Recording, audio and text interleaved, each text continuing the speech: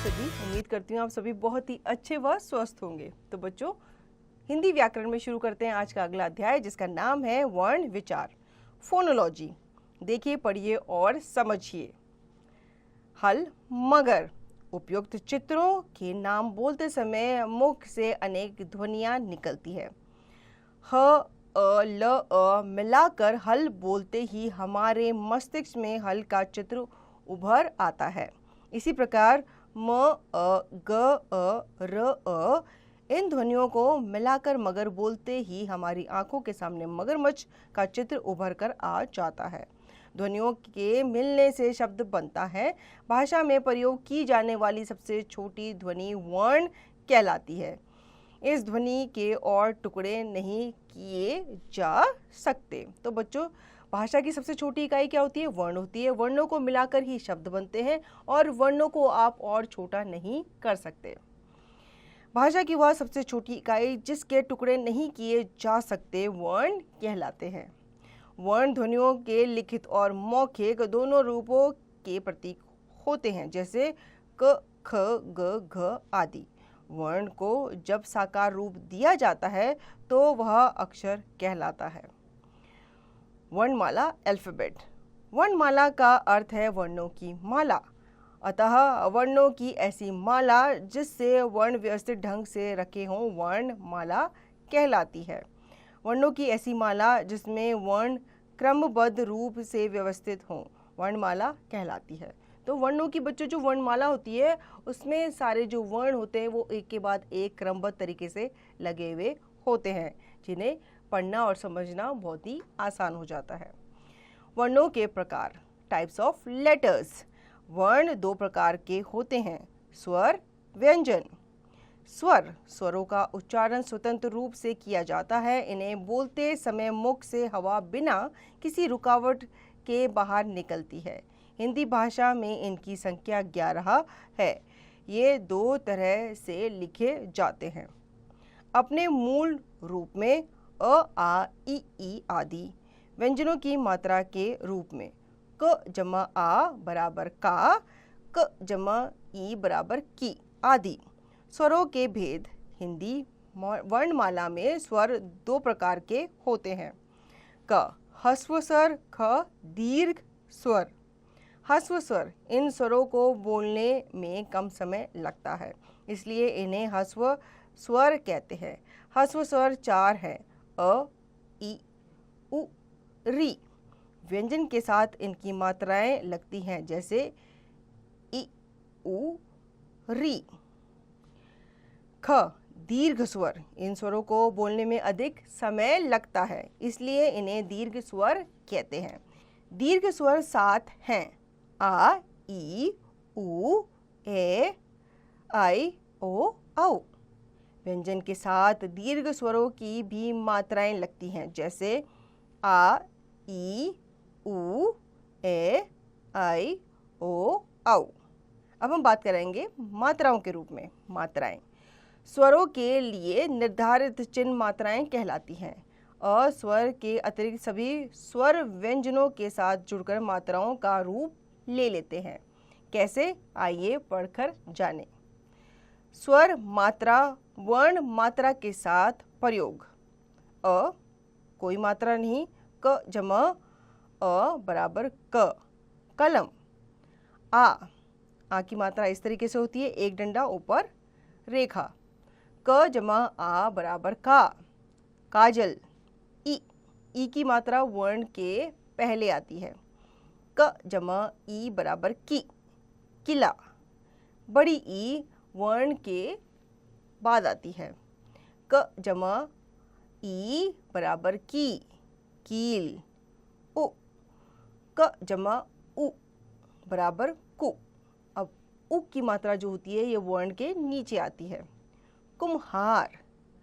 उ, क जमा उ बराबर कु, कूलर।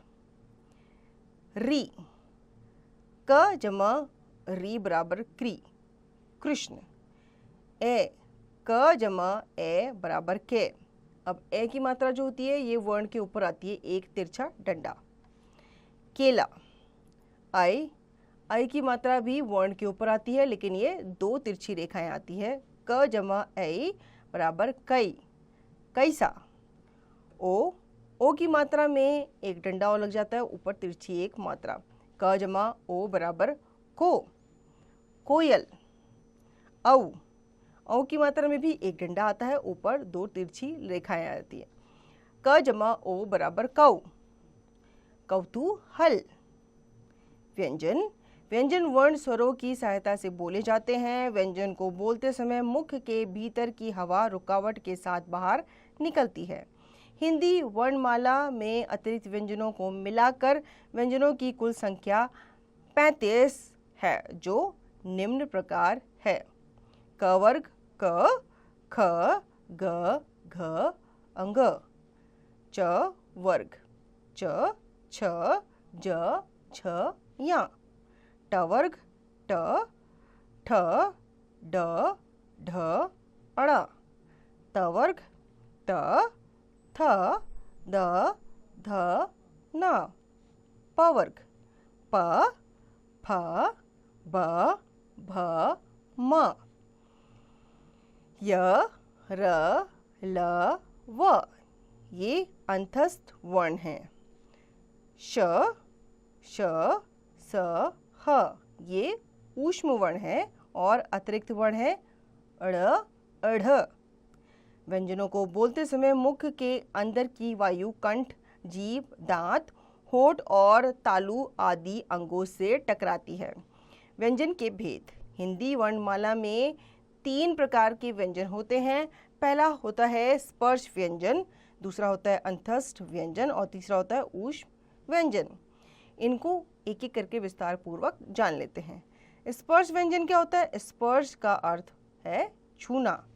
व्यंजनों के उच्चारण में जीभ मुंह के किसी न किसी भाग को स्पर्श करती है, उन्हें स्पर्श व्यंजन कहते हैं। क से लेकर म तक इनकी संख्या 25 है। अंतस्थ व्यंजन। इन व्यंजनों के उच्चारण में मुंह के किसी भाग से जीभ पूरी तरह से स्पर्श नहीं हो पाती या जीभ बहुत ही हल्का सा स्पर्श करती है, इन्हें अंतस्थ व्यंजन कहते हैं। अंतस्थ व्यंजनों की कुल संख्या 4 होती है। य, र, ल, व। ग ऊष्म व्यंजन। कुछ व्यंजनों के उच्चारण में हवा तेज गति से मुंह के भागों से रगड़ खाती हुई बाहर निकलती है, जिससे गर्मी पैदा होती है। ऐसे व्यंजनों को ऊष्म व्यंजन कहते हैं। ऊष्म व्यंजनों की संख्या भी कुल 4 होती है। कौन कौन से? श, श, स, ह। संयुक्त व्यंजन। एक से अधिक व्यंजनों के मेल से बने व्यंजन संयुक्त व्यंजन कहलाते हैं। जैसे क जमा श बराबर अक्ष, कक्षा, रक्षा, शिक्षा। त जमा र बराबर त्र, मित्र, शस्त्र, रात्रि। ज जमा य बराबर ज्ञ, ज्ञानी, विज्ञान, ज्ञाता। श जमा र बराबर श्र, श्रीमान, श्रमिक, श्रवण। द्वित्व व्यंजन। जब किसी शब्द में एक ही व्यंजन 2 बार आए तो उसे द्वित्व व्यंजन कहते हैं। जैसे कच्चा, मक्का, गद्दा, लज्जा आदि। र के विभिन्न प्रयोग। जब र स्वर रहित व्यंजन के बाद हो तो उस व्यंजन की खड़ी पाई के साथ र पदेनानुसार लिखा जाता है। जैसे क जमा र जमा म बराबर क्रम, भ जमा र जमा म बराबर भ्रम। उ जमा म जमा र बराबर उम्र, प जमा र जमा ण बराबर प्रण। गोल गुंडी वाले स्वर रहित व्यंजनों ट ड के साथ र पदेन रूप में लिखा जाता है। जैसे ट जमा र जमा क बराबर ट्रक, ड जमा र जमा म बराबर ड्रम। री की मात्रा का उच्चारण भी र के तरह होता है। जैसे ऋण, ऋण, ऋषि, ऋषि आदि। वर्ण विच्छेद, लेटर सेपरेशन। विच्छेद का अर्थ है अलग करना। शब्द के प्रत्येक वर्ण को अलग करना वर्ण विच्छेद कहलाता है। जैसे छाता, छ जमा आ जमा त जमा आ। शक्ति, श जमा अ जमा क जमा त जमा ई। अंगूर, अंग जमा ग जमा उ बराबर र जमा अ। भिक्षा, भ जमा ई जमा क जमा श जमा आ। ड्रम, ड जमा र जमा अ जमा म जमा अ। कैलाश, क जमा ए जमा ल जमा आ जमा श जमा आ। कैलाश। कर्म, क जमा अ जमा र जमा म जमा अ। क्षमा, क जमा श जमा अ जमा म जमा आ। इस पाठ में हमने सीखा भाषा की सबसे छोटी इकाई जिसके और टुकड़े नहीं किए जा सकते वर्ण कहलाती है। वर्णों की ऐसी माला जिससे वर्ण क्रमबद्ध रूप से व्यवस्थित हों वर्णमाला कहलाती है। वर्ण दो प्रकार के होते हैं, स्वर तथा व्यंजन। स्वरों के उच्चारण में किसी अन्य व्यंजन की सहायता नहीं ली जाती है। व्यंजनों को स्वरों की सहायता से बोला जाता है। स्वर का व्यंजन के बाद प्रयोग करने से उसका रूप बदल जाता है। यह बदला हुआ रूप ही मात्रा कहलाता है। व्यंजन के दो रूप होते हैं, स्वर रहित व्यंजन हल रूप तथा स्वर सहित व्यंजन। दो समान या एक जैसे व्यंजनों से मिलकर बने व्यंजन द्वित्व व्यंजन कहलाते हैं। शब्द के प्रत्येक वर्ण को अलग अलग करना वर्ण विच्छेद कहलाता है। तो बच्चों, इस पाठ में हमने जाना कि कैसे हम अपनी भाषा में वर्ण विचार करते हैं। अब इसका अभ्यास कार्य देख लेते हैं। पहला है सही विकल्प पर टिक लगाइए। क भाषा में प्रयोग की जाने वाली सबसे छोटी ध्वनि कहलाती है। क्या कहलाती है? बिल्कुल सही, वो कहलाती है वर्ण। इसी तरीके से आप बाकी के प्रश्न पढ़ेंगे और सही विकल्प पर टिक लगाएंगे। दूसरा, रिक्त स्थानों की पूर्ति कीजिए। क हर शब्द में छोटी छोटी डैश होती हैं। क्या होती हैं? इकाइयाँ होती हैं। ख ह्रस्व स्वर च्वार होते हैं। कौन कौन से? अ, इ, उ और री। इसी तरीके से आप बाकी के रिक्त स्थान पूर्ण करेंगे। तीसरा, निम्नलिखित शब्दों में निहित ध्वनियों को लिखिए। गमला, अब यहाँ पे कौन कौन सी ध्वनि है? ग, म, ल जमा आ। बच्चा, ब जमा आधा च जमा च जमा आ की मात्रा। इसी तरीके से आप बाकी के शब्द पढ़ेंगे और इनमें निहित ध्वनियों को लिखेंगे। चौथा, निर्देशानुसार लिखिए। क 3 दीर्घ स्वर कौन कौन से होते हैं बच्चों? आ, ई, उ, ए। इसी तरीके से आप बाकी के प्रश्न पढ़ेंगे और इनको निर्देशानुसार लिखेंगे। पांचवा, निम्नलिखित स्वरों की मात्राएं लिखिए। अब छोटी ई की मात्रा कैसी होती है? ये वर्ण के आगे की तरफ लगती है। ए की मात्रा ये वर्ण के ऊपर लगती है, दो तिरछी मात्राएं इस तरीके से। इसी तरह से आप बड़ी ई की मात्रा ओ, ए, ओ की मात्रा लिखेंगे। छठा, र के उचित प्रयोग द्वारा शब्द पूरे कीजिए। सृजनात्मक, तो इसमें री की मात्रा आएगी सृजनात्मक।